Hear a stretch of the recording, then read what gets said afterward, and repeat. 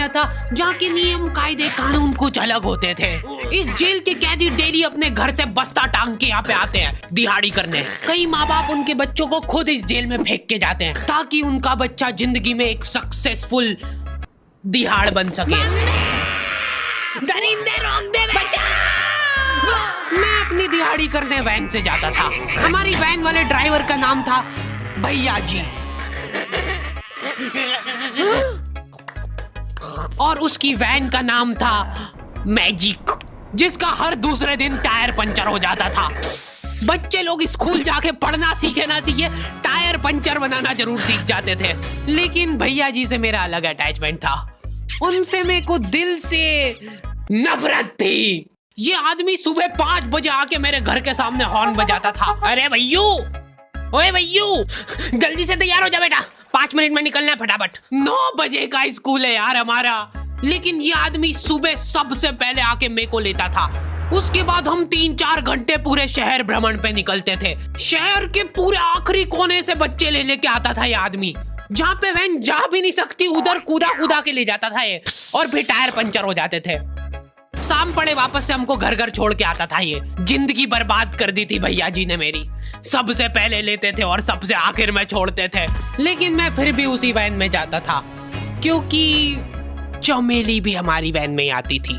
और बात यह है कि वो मेरे पास ही बैठती थी, मतलब मजबूरन। उसके पास और कोई ऑप्शन ही नहीं बचता था और मैं बचाता भी नहीं था। मैं घर पे जाते से जो 2-3 घंटे मेरे को सोने के लिए मिलते थे उसमें सोता नहीं था और मैं प्लानिंग करता था कि कैसे चमेली सिर्फ मेरे पास बैठे। चमेली सबसे आखिर में आती थी और मैं सबसे पहले सुनसान वैन में चढ़ के बस्ता अपने पास में रख के और फसर के सो जाता था। बाकी सारे बच्चे अपना बस्ता गोदी में रखते थे क्योंकि तुम्हारे बाप की वैन नहीं है, मतलब मेरे भी नहीं थी।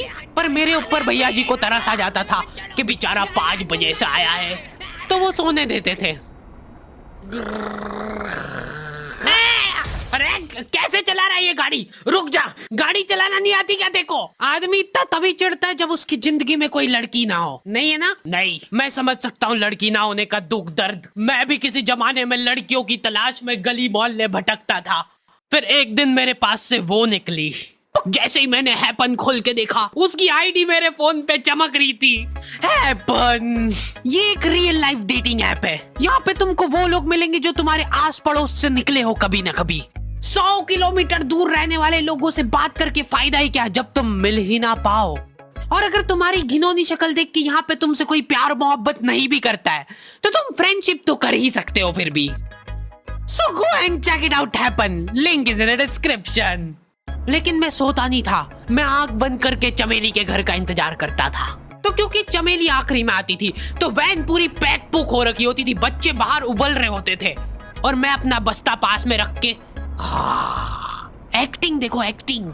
और जैसे ही वो आती थी, हड़बड़ाना नहीं, ऐसे टाइम पे हड़बड़ाते नहीं है कि फटाफट बैग उठाया और आओ इधर बैठो जल्दी। मत करना ये हरकत, भाग जाएगी वो।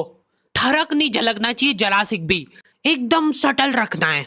क्या हुआ? और कहीं जगह नहीं है क्या? तेरे मुंह में मूत दूंगा मैं। अच्छा ठीक है, इधर ही बैठ जाओ। देख रहे हो एक्टिंग देखो तुम लौंडे की। ना जाने कौन सी नशीली खट्टी मीठी खुशबू लगा के आती थी चमेली। आज तक उसकी खुशबू है मेरी नाक में।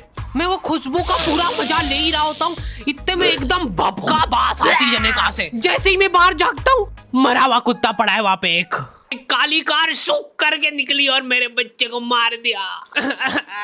कैसे करके निकली? शूक। ऐसे नहीं निकली थी, मैं यहीं पे खड़ा था, वो कार आई थी और जैसे ही वो बच्चा नीचे आया तब वो खड़ा, वो बच्चा चिल्लाया और फिर कार करके भाग गई। उधर कुछ बच्चे ऑटो रिक्शा से भी आते थे स्कूल। ऐसा लगता था कि पूरे स्कूल के बच्चे इस एक ऑटो रिक्शा में ठूस ठूस के ले जाता है वो। ये ऑटो वाले और भैया जी दोस्त थे और अब ये बीच सड़क पे रेसिंग लगवा रहे। इनकी गाड़ियां उबला रही है बच्चों से, फिर भी नहीं मान रहे ये लोग। स्कूल जाके वो पीछे मुलट के देख रहा है तो एक बच्चा नहीं बचा उसके ऑटो रिक्शा में। हमारे भैया जी बेचारे पीछे से उनके गिरे हुए बच्चों को उठा उठा के ला रहे थे। ये सब हरकतें करके हम लोग जैसे तैसे कैद खाना पहुंच जाते हैं। सुबह 5 बजे से निकलने के बावजूद हम लोग लेट पहुंच रहे हैं। वहाँ पे पहुंच के हमने देखा कि 4 लौंडे मरे हुए पड़े हैं। जिनको डॉन ने मारा है। डॉन हमारे स्कूल की इंचार्ज थी। डॉन का कद छोटा था और पेट मोटा था, और आश्चर्य की बात यह है कि समय के साथ उसकी हाइट कम हो रही थी। मतलब बड़े नहीं बड़े वो चलता है एक बार को, पर इसकी कम हो रही थी। डॉन बहुत स्ट्रगल करके कार से स्कूल आती थी खड़े होके, क्योंकि बैठ जाए तो उसको सामने की सड़क नहीं दिखती थी। वो अलग बात है, खड़े होके भी पूरा नहीं दिखता था। हर रोज 2-4 कुत्ते कुचलते हुए आती थी वो। फिर मेरे को समझ आया कि रास्ते में जो कुत्ते दिखे थे वो डॉन इस कैद खाने में छत पे बैठी रहती थी स्नाइपर लेके। कोई भी कैदी कुछ गलत गतिविधि करता हुआ दिखता था तो वहीं पे, मैडम इनकी लाश का क्या करना है? अरे ये तो आपको पता ही है। कहाँ रह गए थे यार झामुक दीदी, फटाफट